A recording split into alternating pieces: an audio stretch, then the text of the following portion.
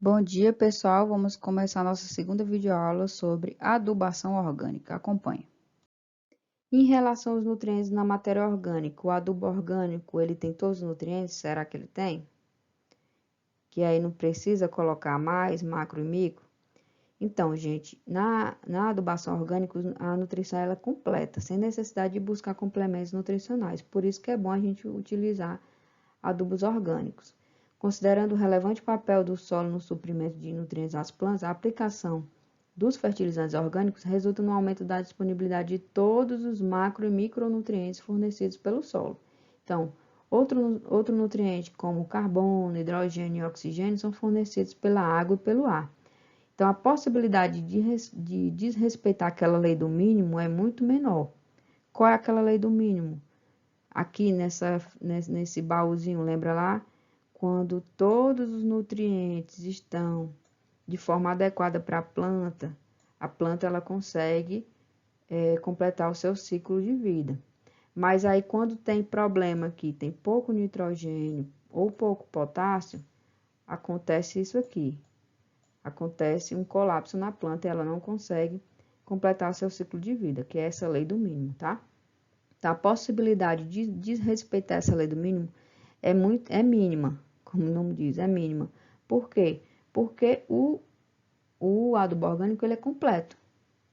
Ele não precisa acrescentar macro e micronutrientes, ele já é completo. Isso se feito de forma correta, né? Quando é composição correta e utilizando os materiais de forma correta. Tá ok? Então, os adubos orgânicos, eles devem, no possível, serem analisados e observados antes da aplicação ao solo. Então, se você quer produzir adubo orgânico e certificar, você tem que realmente fazer essa análise do seu composto para poder vender. Ou então utilizar, né, na sua própria fazenda. Mas se você fizer de forma correta para utilizar mesmo na sua própria propriedade, não tem problema não. Não precisa fazer certificar não. É só você fazer de forma correta que não vai ter problema.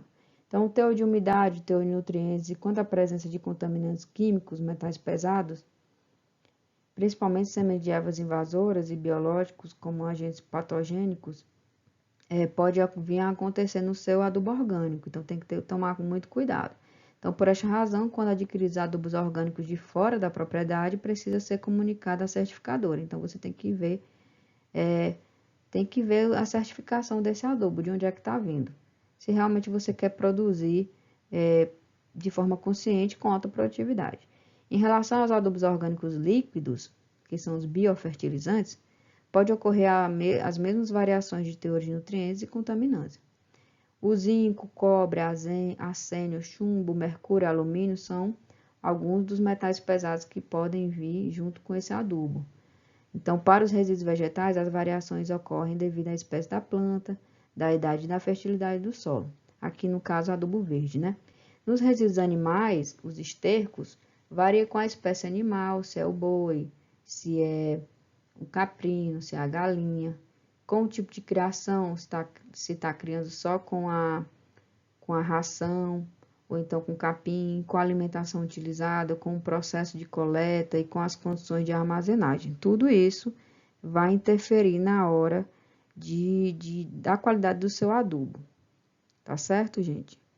Então, quando você diz assim, adubo orgânico, eu estou aqui fazendo adubo orgânico, mas esse adubo para ser orgânico, você tem que ver também se esse animal que você está pegando o esterco como adubo, não está sendo manejado de forma incorreta, utilizando químicos para poder interferir nessa adubação orgânica, entendeu? Todo o processo tem que ser orgânico, ecológico, para que você possa dizer que você está plantando tudo de forma orgânica.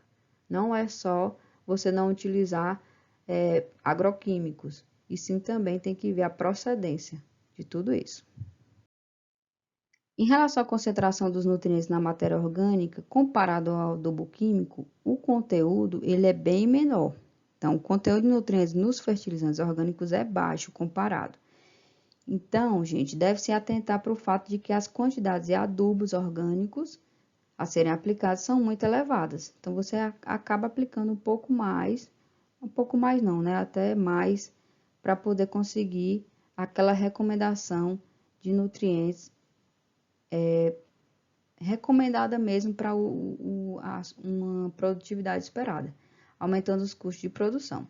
Então, este ônus é mais elevado quando não há disponibilidade do material no local, incluindo ainda os custos de transporte de aplicação. Então, se você tiver que comprar esse adubo orgânico, vai sair muito mais caro, porque você tem que aplicar em grandes quantidades. Agora, se você tiver na sua propriedade já criações de caprinos, para você pegar o esterco, ou criação de bovinos, aí já fica bem melhor, que os custos já são bem menores, né? Não tem nem comparação. Cautela também no planejamento de implantação orgânica e viabilidade econômica, tem que ver também se vale a pena realmente vocês utilizarem esse adubo orgânico. Tem que ver também a viabilidade econômica. Mas é sempre bom utilizar o adubo orgânico ao invés do adubo químico, tá? E aí eu pergunto a vocês, como é que faz essa aplicação dos adubos orgânicos?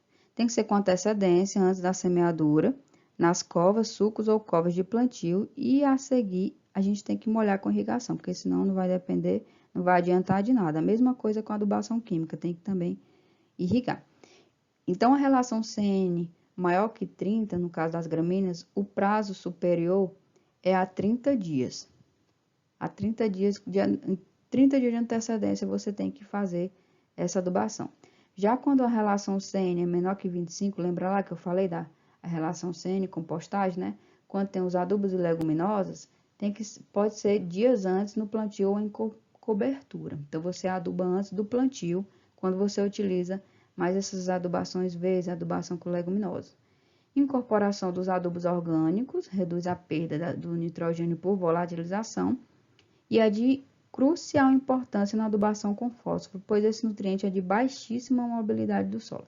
Então, é bom você incorporar esses adubos orgânicos para não perder o nutriente para a atmosfera. Tá ok, gente? Lembrando que os estercos animais, antes de serem usados, necessitam passar por um processo aeróbico de cura. Não pode colocar fresco, né?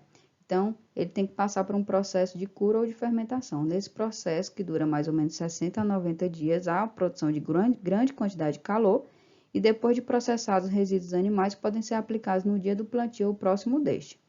Então, é como se diz, o esterco ali tá fresco, né? Aí tem aquele odor forte, muita amônia, muito nitrogênio. Se você colocar diretamente, aí pode causar toxidez na planta. Exatamente por essa grande quantidade de amônio. Tem que esperar fermentar, curar, né? De 60 a 90 dias. Então, a aplicação dos estercos animais curtidos ou compostos, como humus de minhoca, por exemplo, na superfície do solo, sem qualquer incorporação, em culturas já instaladas, visando principalmente o suprimento de nitrogênio e de potássio, eles apresentam uma boa eficiência dada a mobilidade desses nutrientes do solo. Então, quando você tem o seu esterco já curtido, não tem problema você colocar só em cima do solo, porque eles têm essa grande quantidade de nitrogênio e potássio, tá ok? Agora, já quando por exemplo, uma compostagem ou uma adubação verde, é melhor você incorporar para não perder esses nutrientes. Vamos falar um pouquinho sobre o biofertilizante. Ele é um adubo orgânico líquido que contém organismos e nutrientes, no caso macro e micro, que melhoram a saúde das plantas, deixando-as mais resistentes ao ataque de pragas e doenças. O líquido é resultado da fermentação de resíduos orgânicos e nutrientes em água. Então, quais são as vantagens e benefícios do uso de biofertilizante? Você pode fazer em casa, tá? Eu vou daqui a pouco explicar para vocês como é que faz um aqui. Então, permite a produção de alimentos mais saudáveis, com menor impacto ao meio ambiente, fortalece as plantas e garante uma maior resistência ao ataque de pragas e doenças, como também melhora a produtividade das culturas, apresenta um menor custo quando comparados aos fertilizantes químicos, porque você pode fazer na sua propriedade, é rica em nitrogênios e outros nutrientes, melhora a fertilidade do solo, reutiliza a matéria-prima da sua propriedade, como também pode se tornar uma fonte alternativa de renda. Então, você pode fazer esse biofertilizante e vender. Para preparar o biofertilizante, será necessário, então, um recipiente com uma tampa, como vocês podem ver aqui nessa figura, tambor, bombona, tonel, plástico, manilha ou uma caixa d'água. Então, o tamanho do recipiente ela vai depender da quantidade de biofertilizante que você quer produzir. O lugar onde for colocar o recipiente deve ser em área sombreada, não pode ser a sol pleno, externo e ventilado. O sombreamento ele contribui com a qualidade do produto e a ventilação facilita também a liberação dos gases. Caso não haja uma disponibilidade de uma pessoa para ficar mexendo, porque tem que ficar mexendo a cada 3 dias, pode-se também usar uma bomba de aquário dentro da parte líquida para oxigenizar. Então, aqui como vocês podem ver nessa figurazinha, tem uma bomba de aquário aqui que fica mexendo a cada 3 dias para aerar a mistura e não ter problema na fermentação. Então, meus queridos alunos, o que se pode usar na fabricação do biofertilizante? E vou mostrar aqui para vocês alguns materiais. Pode utilizar borra de café, folha de chá, restos de frutas, melaço, calda de cana, açúcar mascavo. Eles fornecem, então, nitrogênio e outros nutrientes, ajudam no desenvolvimento das bactérias, esterco fresco, o leite que o pessoal utiliza é para reduzir a doenças de ácaros, repelir insetos, é mais a parte de fitossanidade também, né? E acelerar o processo com os micro-organismos para a produção do biofertilizante. Pode utilizar também cinzas de restos vegetais que fornecem o potássio e micronutrientes. Então, a receita vai depender do material disponível na sua propriedade, de cada produtor, variando a composição do material de acordo com cada local. Como fazer então o biofertilizante passo a passo? Tem aqui os ingredientes do biofertilizante, como por exemplo folha de mamona, folha de mata-pasto, fibra de bananeira, farinha de osso, cebola picada, folhas de laranjeira. Vocês utilizam esses ingredientes com as quantidades aqui indicadas. Isso aqui é para dizer um biofertilizante qualquer, tá? Tem de vários tipos, mas aqui eu vou falar sobre esse. Então, depois você enche de água até cobrir todos os ingredientes. Mexe por 10 minutos a cada 3 dias e repete o processo por 90 dias. Em 90 dias o composto vai estar pronto. Então, para reaproveitar os resíduos que você está utilizando com menor custo e trabalho, eu sugiro a vocês um modelo simples de biofertilizante aeróbico, que é com a entrada de ar. Porque o anaeróbico, que é sem oxigênio, ele é mais difícil, pode dar problema na fermentação. E aí, gente, é um recipiente com tampa, com a capacidade para 500 litros você utiliza. Pode ser uma caixa d'água, uma bombona, mas faça uma caixa d'água. Você coloca todos esses ingredientes que está aí nessa ilustração de uma vez e cobre-se com água até deixar uma distância de 10 centímetros na tampa. A cada 3 dias, vocês mexem a mistura por 10 minutos, como eu já disse, deixam tampada até 90 dias. Com aproximadamente 90 dias, o biofertilizante estará pronto com a formação de um caldo escuro, como vocês podem ver aqui nessa figura, tá? Um caldo escuro aqui, ó. Então, caso haja um mau cheiro ou aparecimento de moscas, recomendo-se algumas alternativas. Vocês podem colocar palha, serragem ou capim moído, que aí vocês aumentam a quantidade de carbono, né? Se tá assim, é porque provavelmente tem colocado muito nitrogênio, e aí tem esse problema do mau cheiro. Usar uma bomba de aquário para que o ar entre no biofertilizante, sem precisar ficar mexendo, e no caso, se for o processo de produção aeróbico. E fazer o biofertilizante sem ar, que vai precisar de outros materiais, como uma mangueira de gás, uma garrafa PET com água e outros acessórios. Tá ok, gente? Mas aqui é como fazer um biofertilizante aeróbico. E o rendimento, como é? O biofertilizante pronto, a parte líquida, ele rende a mesma quantidade de água que você colocou no tonel, ou uma manilha, ou uma caixa d'água. Então, como usar o biofertilizante pronto? Você pode coar o material líquido com uma peneira ou uma tela, como pode ser visto aqui. Você pega uma peneirazinha e passa por essa peneira, deve-se usar 1 litro de biofertilizante pronto em cada 10 litros de água. Então, rende demais, tá, gente? Aplicar nas folhas, horta, roçados com pulverizador costal ou regador, de 10 em 10 dias. E nunca se esqueça de que vocês têm que utilizar o EPI, né? Aquele equipamento próprio de individual. Então, no solo, vocês podem utilizar em pomar e silvicultura, deve-se aplicar mais ou menos 50 ml, como se fosse um copinho descartável de café, de biofertilizante puro, próximas às raízes das plantas adultas de 7 em 7 dias. A parte sólida que restar, que é uma borra, pode ser incorporada no solo e pode ser usada como adubo numa proporção de 3 kg por metro quadrado. Então, a cada 3 kg, a cada 1 metro quadrado, você utiliza 3 kg do que sobrar. Aqui, gente, uma sugestão de adubação com composto orgânico. Vocês podem acessar esse livro aqui, Recomendação de Adubação e Calagem para o Estado do Ceará. Tem para cada cultura, tem uma recomendação de adubação orgânica para essas culturas. Milho, feijão, qualquer um.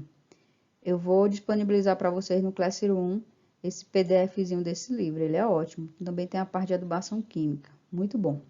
Aqui também são alguns fertilizantes, bagaço de cana, esterco de cabra, esterco de coelho. Tem a quantidade de NPK, cálcio e magnésio que vocês também podem se atualizar, né? A título de informação.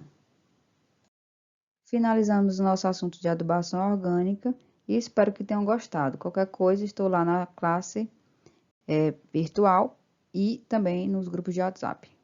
Bons estudos a todos e até mais.